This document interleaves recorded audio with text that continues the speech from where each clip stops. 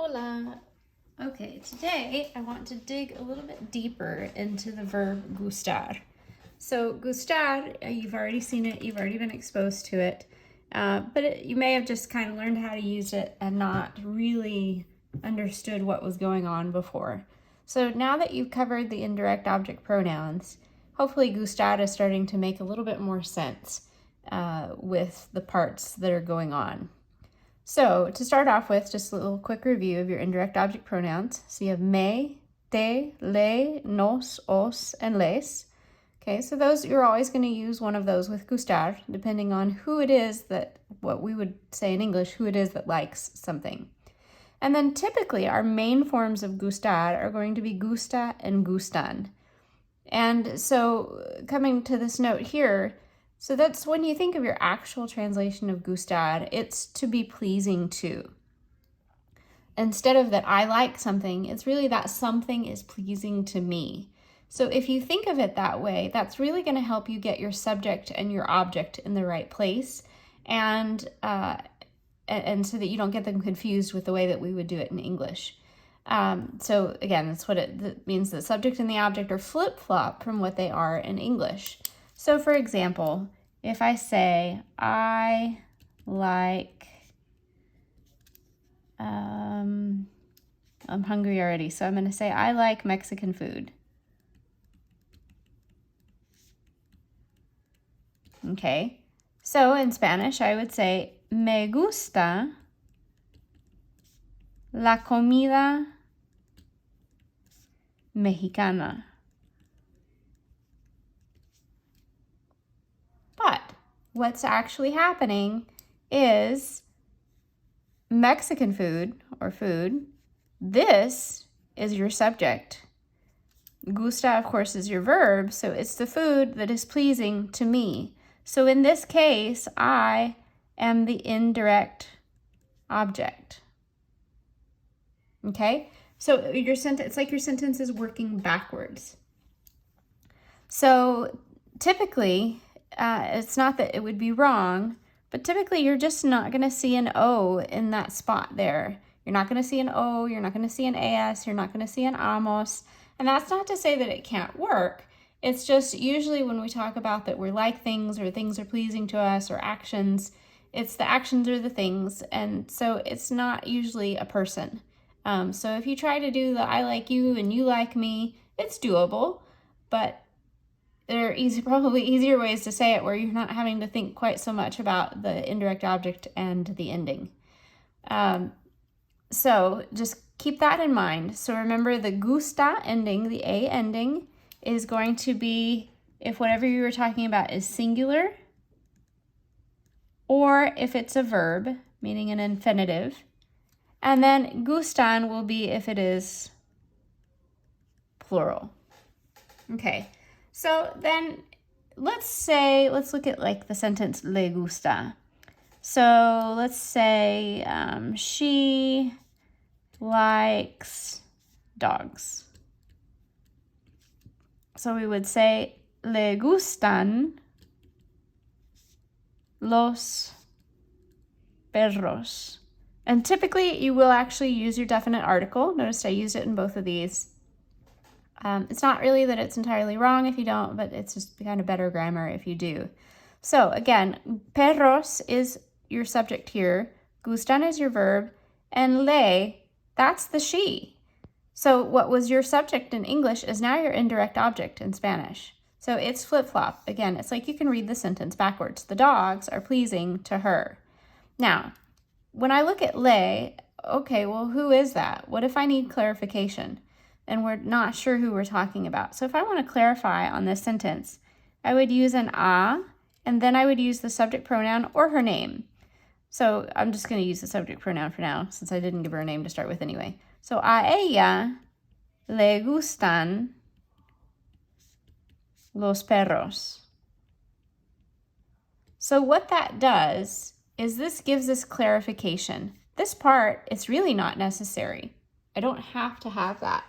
But having it helps me know who that le is. Because that le, that could be a him, that could be a her, that could be usted. We don't know unless it's already in the conversation or unless we clarify.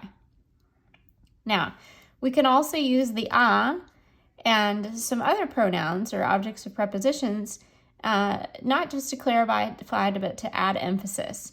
So I could say, like if I want to talk about myself, I could say, a mí. This me needs the accent. This is the one, it's an object of a preposition, so it is representing me, versus the me without the accent, that's the possessive adjective. So anytime you get the accent mark, if it doesn't change pronunciation, it's to show significance in that part of speech.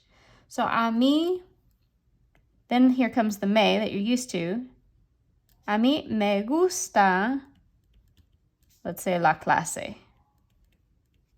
I like the class.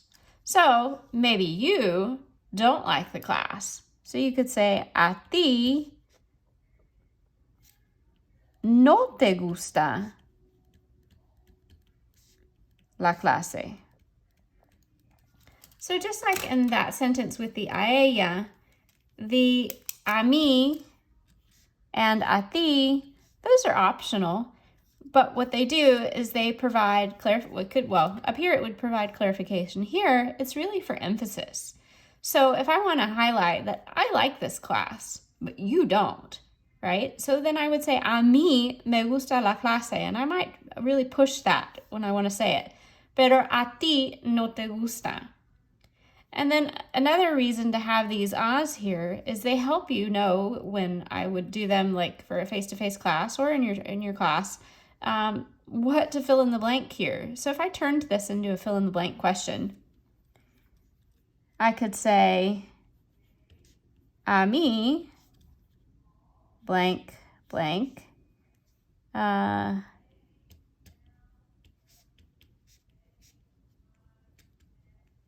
okay, so cats, I like cats. All right, so then I want you to fill in these two blanks. Okay, I messed up. I'm just gonna scratch through that for right now. I gave you the answer if you didn't figure that out. This is what it should have looked like. Pretend you didn't see that. And now I'm gonna have typo issues. Okay. This is terrible. Okay.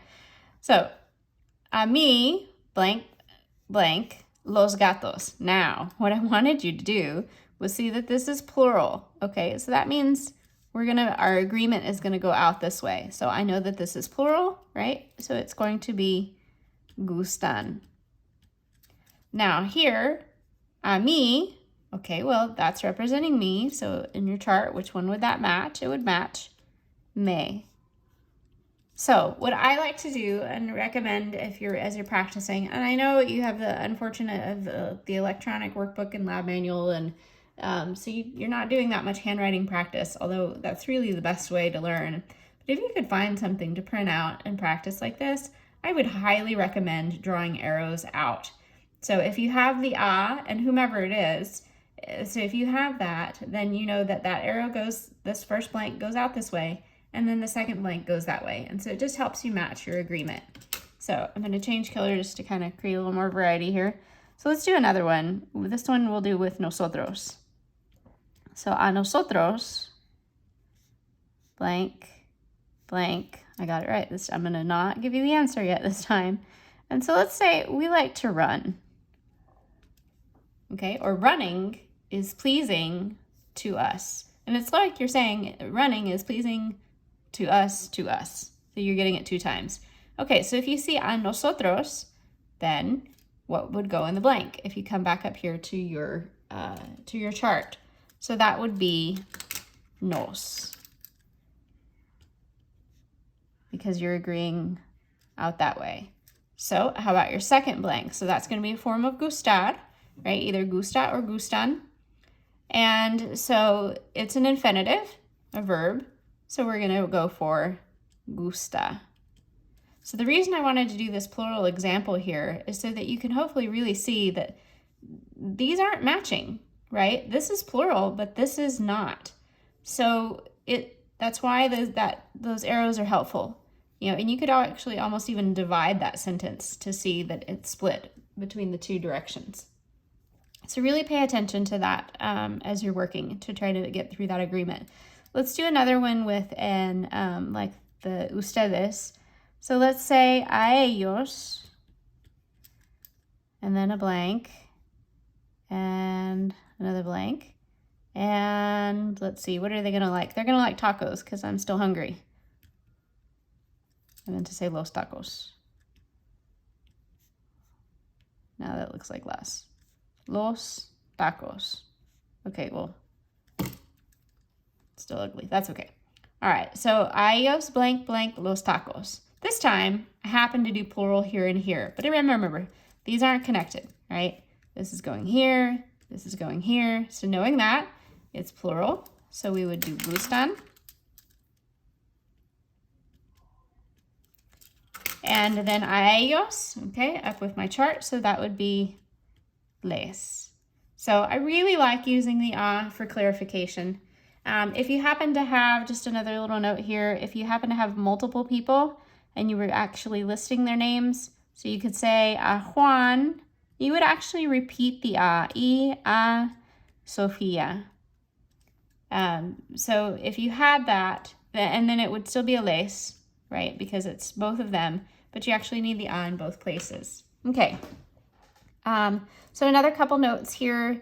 Gustar is not the only verb that works like this.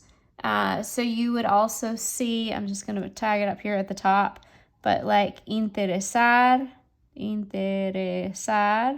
works that way. Encantar.